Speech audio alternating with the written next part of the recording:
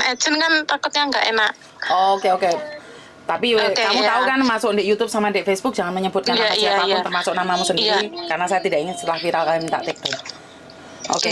Manut dengan apa yang kamu kan kirim gini, terus. Ya, gini loh Miss, kan saya datang ke sini itu kira-kira tanggal 20 bulan 1 ya. Oke. Kan saya belum buat ID. Oh, aku ingat kamu. Terus.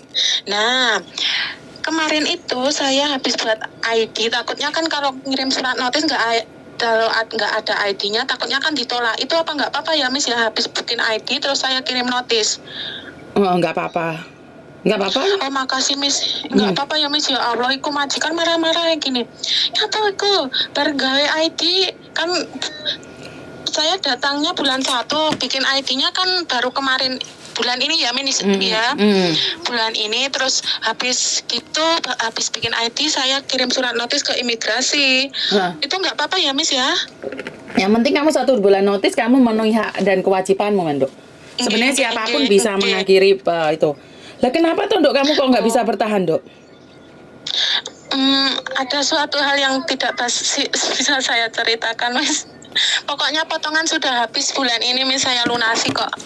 Wah, yuk gak eman-eman toh, Dok, kayak ganti duit plus. Buatan ada sesuatu hal yang tidak bisa saya ceritakan.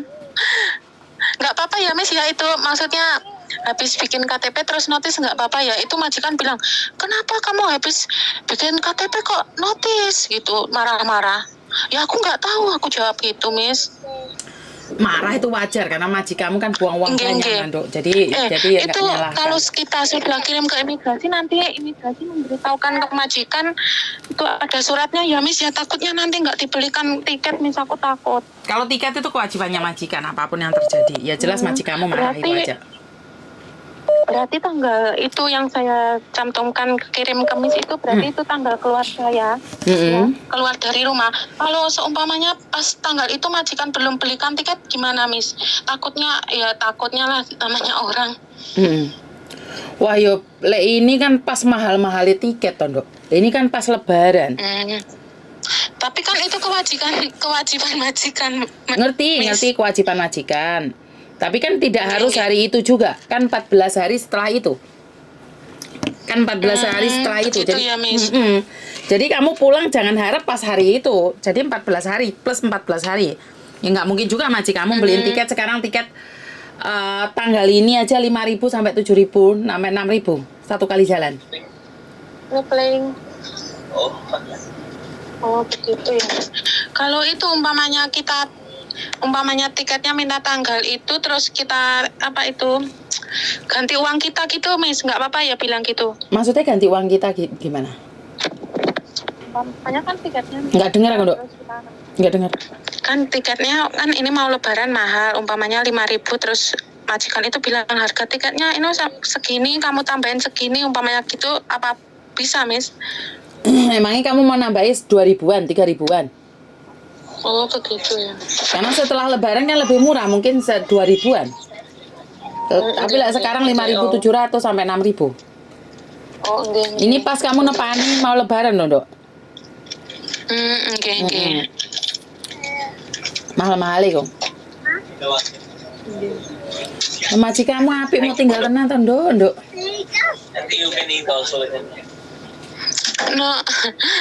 Enggak Miss, anaknya sakit Miss. Ya wes lah gitu. Enggak penting potongan dilunasi ya Miss ya. Makasih ya Miss infonya ya Allah, makasih banget. Assalamualaikum. Waalaikumsalam. Oke, ini saya sebenarnya sangat mengagetkan sekali di mana kalian selesai potongan mulai ini akan berdampak pada cece-cece yang lain ya. Sebenarnya ini menurut peraturan ya memang apa yang dia lakukan adalah benar di mana dia nanti gimana? Kameranya cepat nih nanti. Jadi menurut peraturan benar apa yang dilakukan Mbaknya one man notice dan boleh pergi kapanpun dia mau karena 1 bulan notice. Tapi ingat dia pas keluarnya itu pas lebaran Indonesia Mbak. Jadi pas mahal-mahalnya tiket ya karena semua orang kan pulang Indonesia gitu loh, mudik semua. Tapi sekali lagi ya tergantung dari majikannya, saya tidak bisa menghakimi dan hanya mereka yang tahu. Saya pribadi saya tidak tahu apa yang terjadi. Jadi menurut pendapat saya semuanya bisa ditanganin, tapi mbaknya ini sudah tidak tahan lagi. Jadi mulai dari bulan 1 itu sering kayaknya telepon saya memang. Dan sekarang sudah bulan 4, bulan 3, bulan 3. Dan bulan 4 dia memaksakan diri sendiri untuk pulang, bahkan kebingungan dan ketakutan. Menurut pendapat saya, tidak perlu takut jika kamu tidak salah dan kamu memberikan notis itu, tapi akan mempunyai akibat yang jelek pada cece berikutnya. Ini masalah pribadi, soalnya ini bukan masalah pekerjaannya nggak baik atau seperti apa, karena dia sendiri kayak homesick adalah kangen rumah, dimana anaknya sakit, dia mau tidak mau, suka tidak suka harus pulang Indonesia. Jadi sekali lagi kembali pada diri kita sendiri, apa yang kita cari di luar negeri, apa yang kita mau di luar negeri. Jika Anda belum siap ke luar negeri, sebaiknya hati-hati aja deh. Waktu setengah tahun sia-sia, waktu di PT sia-sia, dan tidak mendapatkan hasil apapun. Nah, kan rodok ngenes tuh, Mbak. Jadi perjuanganmu selama 1 tahun itu tidak membuahkan hasil sama sekali. Perjuanganmu selama 1 tahun itu tidak memberikan manfaat sama sekali. Artinya adalah kalian membuang waktu kalian sia-sia tanpa mendapatkan hasil. Ya kalau kamu bertahan setahun sih masih mending, masih ada uang ya. Dan selesai potongan, langsung libas pulang Indonesia. Jadi sangat mengenaskan sekali kita keluar negeri untuk memberikan perbaikan ekonomi pada keluarga. Ya ini masih bagus ya, karena mbaknya masih memenuhi syarat dan ketentuan, di mana dia sudah tidak kuat lagi, kangen anaknya sakit, pingin pulang, ya udah pulanglah. Jadi dari bulan 1 sampai sekarang itu menahan rasa rindu. Buat Anda yang saat ini ada di Indonesia atau yang belum masuk PT ataupun Anda belum pengalaman pingin ke Hong Kong, yakin kuat tak? Saya tidak akan ngomong yang enaknya aja. Hong Kong ini pedes, Mbak. Pedes banget, malak. Iso keter nih ilat ini, lek mangan pedes ya Hong Kong. Tapi mereka tidak membunuh. Jadi cerewet pol, tapi mereka nggak memukul. Malah kitanya itu yang banyak sekali gosip katanya mukul anak majikan, mukul kakek nenek, itu kita yang dapat gosip itu. Tapi untuk orang Hong Kong sendiri itu mereka tuh menjaga sekali. Tangannya itu menjaga sekali. Tapi mulutnya itu loh, ya ampun. Jadi saya bisa katakan bahwa orang Hong Kong ini membunuh tanpa menyentuh. Mental yang diantem. Ini saya sudah katakan dari setahun yang lalu ya. Kalau orang Hong Kong itu membunuhnya mental, jadi yang diserang mental. Ale cisina. Kami yang tahu masih kecokungnya comat ya. Itu sering kata-kata seperti itu. Merendahkan, bisa dibilang seperti itu. Jadi kalau kita nggak kuat mental, hati kita bobrok. Wong yang sudah kajar lemes ngadepi omongannya orang Hong Kong. Apalagi Anda. Sebenarnya kalau Anda yang tidak bisa bahasa itu malah sebenarnya lebih baik lagi. Kenapa?